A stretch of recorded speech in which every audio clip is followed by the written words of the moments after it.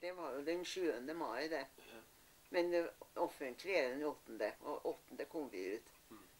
Det var selvfølgelig jubel. Ja, det var det. Du verden.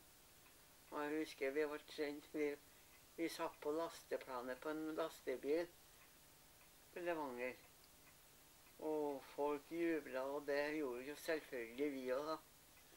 Man er glad for å være fri igjen.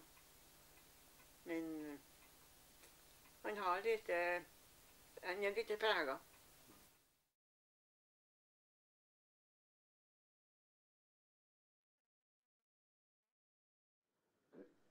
Så ble vi jo kjørt til forskjellige gårder, blant annet på en høyde der ved Rognan var vi inn på en gård og fikk rømmegrøt og greier. Og så kom vi til toget, hvor det var stappfullt av folk på alle stasjonene og hele veien til Trondheim, da, vet du, hvor folk sto og vinket til alle Falstaffangene som kom hjem. Det var litt av et tog, det, altså. Og da vi kom til Trondheim, da vi så stappfullt både der og utenfor, sånn som du så fikk jeg se mora mi. Det var litt artig, altså. Da liksom, jeg visste liksom ikke hva jeg skulle dra til. Og det rare var jo, vet du, at jeg er født i verdens navle, det er nemlig Hans Hagerups gate 6, mitt barndomshjem i Trondheim. Jeg husker at jeg gikk og sto utenfor døren der. Vi bodde jo ikke der da, det var jo vanskelig å få ut de der menneskene også. Og kjente på lukten. Og mor og far var ikke der. Og det tok jo så lang tid før far kom ut fra Grini, for han var sånn bombegissel på Victoria terrasse den siste tiden. Han var bare 48 kilo når han kom ut, og han var jo en svær mann.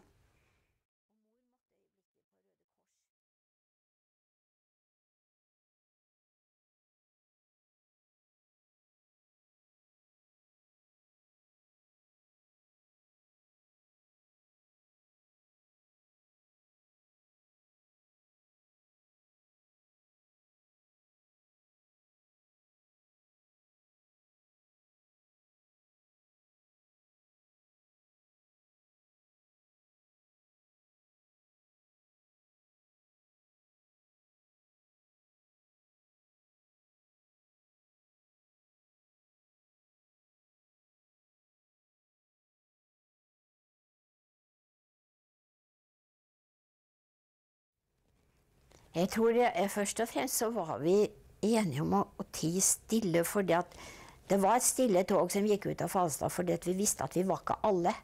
Det var så mange som ble igjen, og vi hadde en anelse om at det var skjedd noe i Tyskland. Jeg vet ikke om jeg mener at jeg visste at man ble drept når man kom til Tyskland. Og det var jo en sordin i det der at jeg visste jo ikke om hadde jeg en mor og far, hadde jeg en mann, hadde jeg en bror. Jeg skulle gjerne truffet noen av dem som jeg skjønner ikke hvorfor det skulle gå så mange år før man begynte å ta opp igjen og så treffe igjen, men det at man ville bli ferdig med, altså. Den følelsen tror jeg vi hadde de fleste. Ja, det legger på det planet. Bort med det, altså.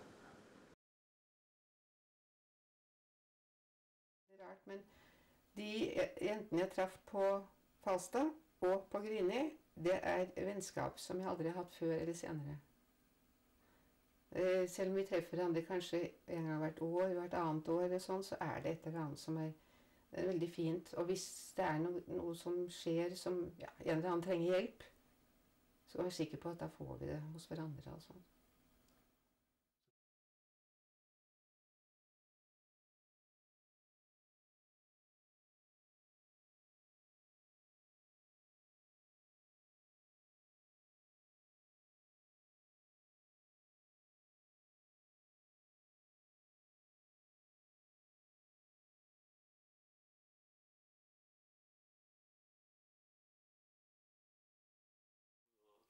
Ja, det var stor glede blant alle.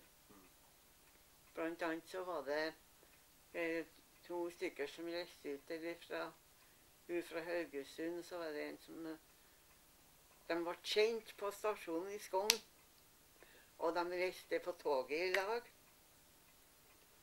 Og Jeg fikk innbydelse til bryllup. Så de fant hverandre på fredsdagen. Da. Men jeg har ikke hørt noe mer fra hun heller. Jeg vet i hvert fall Solveig het hun, og han het for var i Albien han het han da. Men jeg husker ikke noe mer.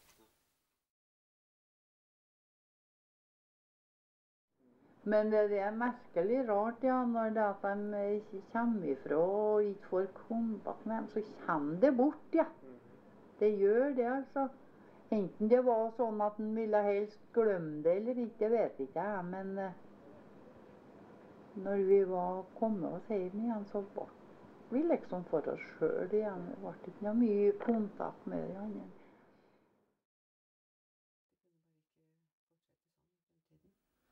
Har det satt dype spor i deg, disse krigsoppholdene? Vi har nok det til inntil for noen år siden, men jeg var ikke så sikker på hva det var. Men det er helt sikkert, fordi jeg hadde en veldig åpen samtale angående noe krigspensjon med en som kom fra Drammen, en ukjent for meg.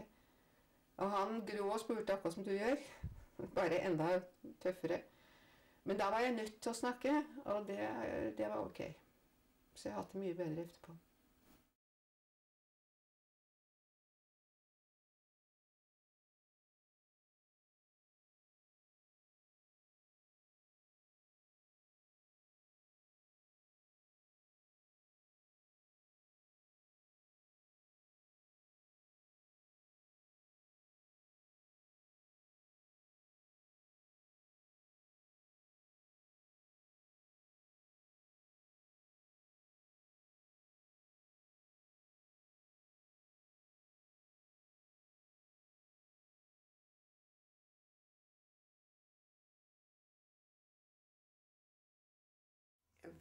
Jeg var vel mer opptatt av at jeg var fri.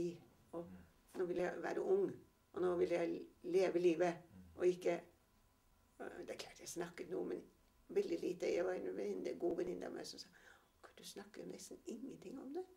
Og det syntes hun på en måte var litt imponerende. Det tror jeg hun syntes da, men det nei. Og likedan når jeg etter hvert som jeg fikk barn, og de ble eldre, så var det veldig vanskelig å snakke med dem om det.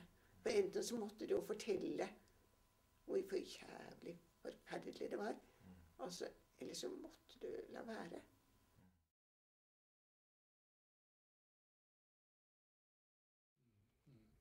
Ja, du vet at hvorfor man satte lokk over det, vet du, det var jo det at, man sier sånn, du hadde ikke hat når du kom ut.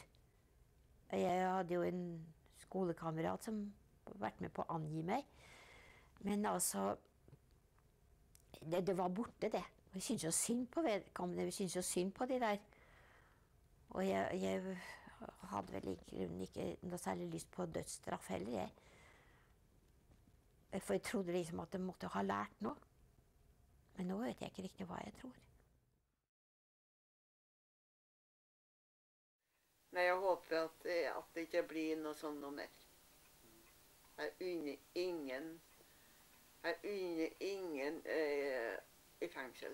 Det var som hun der som anga meg egentlig at jeg ødela det Marie. Så fikk jeg de tipsa meg at jeg måtte anmelde hun.